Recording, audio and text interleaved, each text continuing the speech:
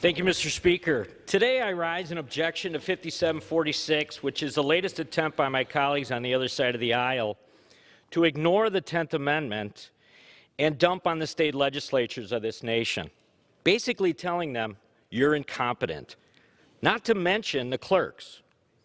Democrats first tried to barge through the front door of the election administration with H.R. 1. After that failed, they tried an overall on the backdoor functions, and this bill represents a full-blown takeover. The supposedly slimmed-down bill would still override state laws by creating a federal right to no-excuse mail-in voting and require states to accept late-arriving ballots as long as they have timely postmarks. It's kind of a joke. It would automatically give felons the right to vote. Great. It would also override state voter ID requirements. Listen, only a few months ago, Mr. Speaker, many of my colleagues on the other side of the aisle argued that voter ID laws suppress voter turnout, only to flip-flop once they saw that the public overwhelmingly supports proof of identity before casting a ballot, 80% in some states. I'm proud to have implemented strong voter ID laws during my time in the Wisconsin legislature.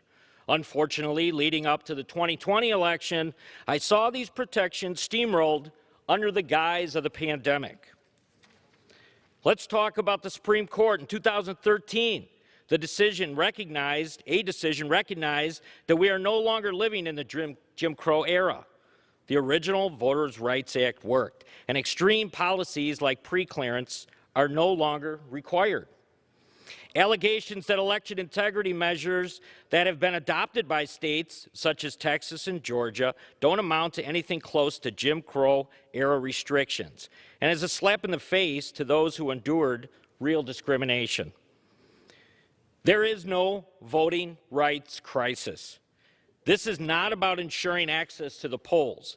This is about taking power from the state legislatures and concentrating in our electoral systems. And